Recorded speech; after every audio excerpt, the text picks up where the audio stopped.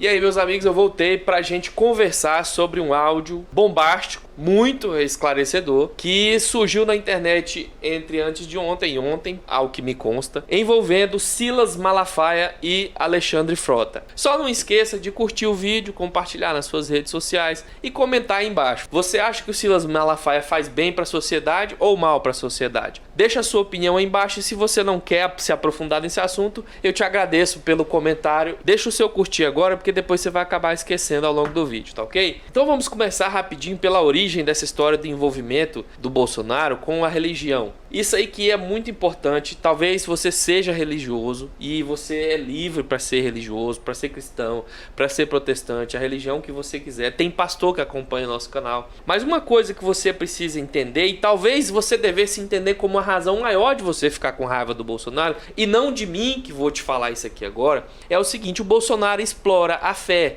Eu acho que isso não é nem um segredo mais.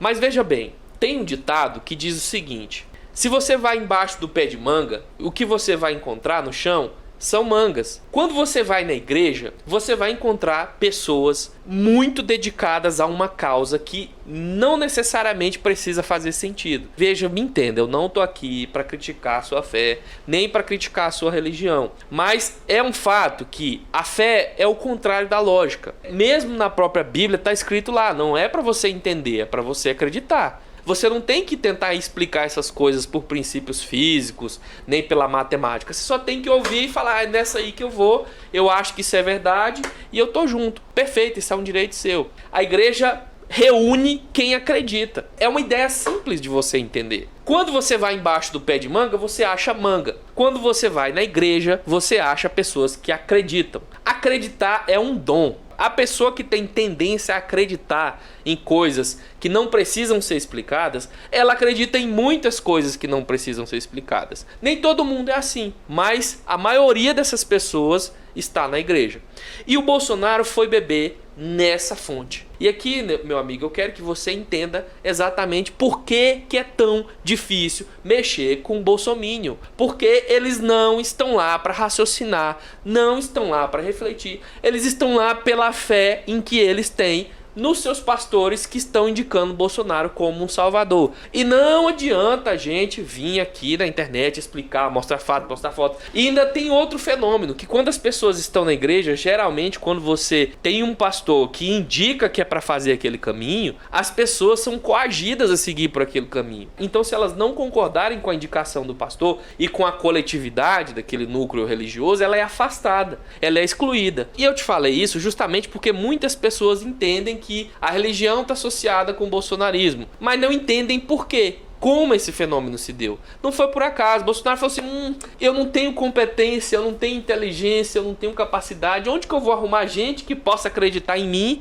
mesmo sem eu dar nenhum tipo de indício de que eu possa ser um bom presidente? Já sei, vou procurar em outro lugar onde as pessoas costumam acreditar nas coisas sem precisar de evidências. Aonde ele foi buscar nas igrejas. E de novo, eu te digo, eu não tô querendo que você desista da sua religião. Eu quero que você entenda ao contrário, que esta é uma razão muito séria para que você se indigne com o Bolsonaro por explorar essa característica de boa fé das pessoas que têm religião. Então, se você é um membro de uma dessas igrejas, eu te aconselho inclusive para que você reflita sobre isso, para que você perceba que tem alguém explorando um valor que você cultiva dentro da sua igreja, que é o valor da fé, que é o valor da confiança, que é o valor da boa vontade. E você deve estar achando que aqui eu estou me distanciando do áudio do Silas Malafaia, mas não estou, eu vou te explicar. Porque essa questão da fé e da boa vontade só explica metade do problema. A outra metade são os pastores. Os pastores nos quais os religiosos depositam sua fé. Esse pastor poderia simplesmente ter falado o seguinte: olha, meus fiéis que confiam em mim, que estão aqui há 20 anos me escutando, não sigamos esse senhor porque ele não dá sinais de ser uma pessoa competente, alguém comprometido com os valores cristãos, alguém comprometido com o desenvolvimento econômico, social, tecnológico e humano da nossa nação. Eles não fizeram isso. E não se engane, os pastores não são ingênuos como os fiéis. E eu te digo, em comum eles têm inteligências enormes, muito mais inteligentes às vezes até que eu ou que você que está aí me assistindo, mas que usam usam esse conhecimento para finalidades muito questionáveis. E eu não vou falar outros adjetivos piores aqui para não ser processado. E você agora deve estar se perguntando: mas se esses pastores tinham todo esse poder de dedução, de inteligência, por que caíram na onda de Bolsonaro? Eu te respondo: não caíram. Nenhum pastor dos grandes caiu na onda de Bolsonaro. E o que acontece, na verdade, é um outro fenômeno que eu também preciso muito que você compreenda, que é o projeto de poder da Igreja Protestante Cristã no Brasil. Todos esses pastores se engajaram num projeto para tomar o controle político do Brasil. Isso aqui eu não estou fazendo nenhum conspiracionismo, nenhuma ideia maluca, não. Isso aqui já aconteceu várias vezes na história. Inclusive, muitos de vocês podem se perguntar: por que será que na nossa Constituição alguém fez questão de colocar que o Estado é laico, que o Estado não se mistura com religião? Isso não foi por acaso, assim como nada na Constituição foi por acaso. É porque, como eu acabei de dizer a você, a história é repleta de envolvimento da igreja com religião. A religião sempre esteve em luta pelo poder. E você pode gostar de religião, mas os pastores, os líderes evangélicos e católicos sempre tiveram em busca do poder político, para além do poder religioso. O poder religioso, diga-se de passagem, é um grande poder político sobre as pessoas. Imagina você ter uma pessoa, por exemplo, o Papa, para não pegar tanto no pé dos protestantes, uma pessoa que pode amanhã falar algo e mudar tudo no mundo inteiro. O Papa foi o primeiro digital influencer do mundo todo. E isso faz muito jus àquela frase: o Papa é pop. Esses líderes religiosos são influencers desde quando o mundo é mundo. O que eles fizeram agora foi perder terreno, e eu ouvi isso da boca deles. Eu tenho contato com essas pessoas e eu sim já ouvi da boca desses evangélicos militantes que estão liderando essa militância que eles estão revertendo na visão deles um processo de perda de espaço no Brasil. Aí você vê por que eles entraram junto com o Bolsonaro. Veja bem, vou te explicar isso com mais calma, veja bem. O desenvolvimento social e cultural de todas as nações, não só a nossa, apontam direções de aceitação e de liberdade. Quanto mais a nossa sociedade se desenvolve, mais ela quer que as pessoas tenham liberdade de agir como querem, de ter expressão sexual, visual, afetiva, cultural, nas mais várias formas, do modo em que quiserem. É claro, isso respeitando o espaço das outras pessoas. A sua liberdade não pode invadir a liberdade do outro. E toda essa liberdade, essa possibilidade de você de repente seguir o caminho que você quiser, inclusive escolhendo novos influencers que não os pastores e padres. Você escolhe um cara no YouTube, escolhe um cantor de sua preferência, escolhe um outro grupo religioso. Isso incomoda esses líderes religiosos, porque toma o espaço deles, porque esvazia as igrejas. Não se deixe enganar que isso é por causa da degeneração do moral e dos bons costumes, não. Isso é política, isso é espaço política. Quando você vai para outro partido, o Partido da Liberdade, você deixa o partido da igreja, o partido do dízimo. E se as igrejas se esvaziam e ninguém mais ouve os pastores, isso pode se transformar numa bola de neve e acabar com a principal fonte de renda deles. E acabar com a mamata, como gosta de dizer o Bolsonaro. E eles sempre vinham conseguindo segurar as pessoas dentro da igreja utilizando aquele livro deles, a Bíblia, escrito há mais de 2000 anos atrás, por pessoas de mais de 2000 anos atrás, que eles dizem que foi iluminado por Jesus. Aí você acredita se você quiser, você é livre, existem várias religiões, o cristianismo é só mais uma delas. E isso funcionava até um certo tempo, só que agora não estava funcionando mais. Você abre lá o livro, não pode.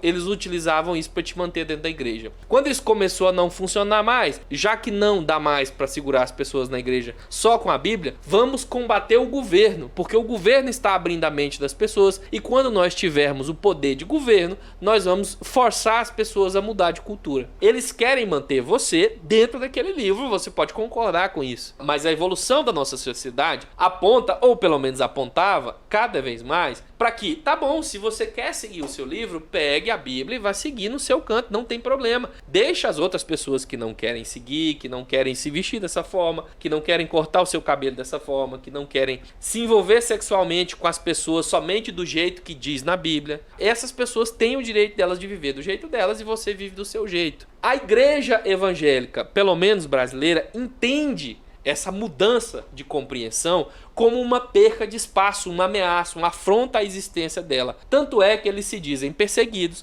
mesmo sendo grande maioria e tendo benefícios econômicos, sociais, financeiros e etc. do Estado. A igreja não paga imposto, por exemplo. A nossa sociedade, você acreditando em fé ou não, permite que um pastor ofereça curas sem ter nenhum tipo de comprovação de habilidade de cura ou de comprovação de que a cura ocorreu. E olha só que louco, essa é uma liberdade dada aos evangélicos que não é dada aos demais, porque fora da igreja, se você fala que oferece cura para alguém e a cura não acontece, não interessa se você fala que é de um ser divino ou não. Se essa cura não acontece, você vai ser processado e preso. A igreja no Brasil, protestante ou não, principalmente a protestante, agora com Bolsonaro mais ainda, tem liberdades enormes, mas eles não se conformam com essas liberdades, eles querem domínio de tudo. Eles estão achando que estão perdendo espaço, simplesmente porque agora existe um grupo de pessoas que pode viver fora dessa influência. E isso era considerado para eles perda de espaço.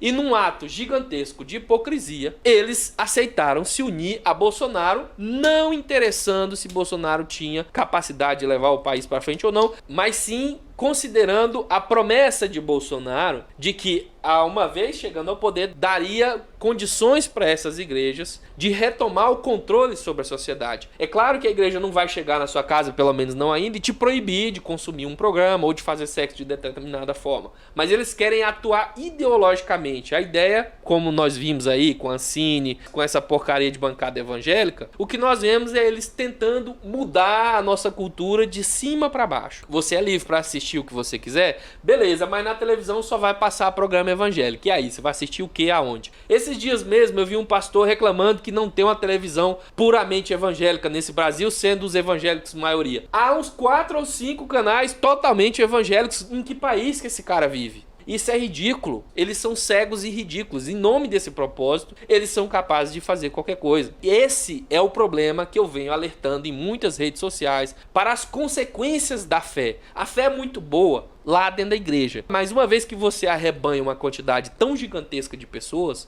e coloca a chave dessas pessoas, vamos dizer assim, na mão de um pastor, de um influencer tão potente, as consequências podem ser gigantescas. E uma das consequências que a gente está vendo agora foi a ascensão de Bolsonaro. E você pode até começar a se perguntar: Raniero, mas o que isso tem a ver com a gravação do Silas Malafaia? Tudo, meu amigo. Talvez é porque você ainda não tenha ouvido a gravação. Deixa eu te dar um panorama sobre essa gravação. Silas Malafaia, nessa gravação, basicamente admite estar profundamente decepcionado com o governo Bolsonaro. Diz que só não vai atacar publicamente Bolsonaro por causa do projeto e do compromisso do que ele chama de time, e admite várias vezes só está revoltado com Bolsonaro por causa de Bolsonaro não ter, pelo menos até a data da gravação do áudio, que parece que não foi recente, abrido espaço para as igrejas fazerem a festa que eles queriam fazer. É por isso que Silas Malafaia está nesse áudio revoltado com Bolsonaro, e é por isso que nesse áudio Silas Malafaia confessa que não vai atacar Bolsonaro. Eu reitero a você que é religioso que eu não sou contra a sua religião, eu acho que você tem o direito de fazer o que você quer, mas reitero o meu pedido para que você considere isso como um aviso de amigo, tá? Para que você entenda que estão usando a tua fé e a tua religião por causas incorretas. Eu agradeço pela sua audiência, pela sua compreensão, muito obrigado pela sua audiência e até mais. Tchau!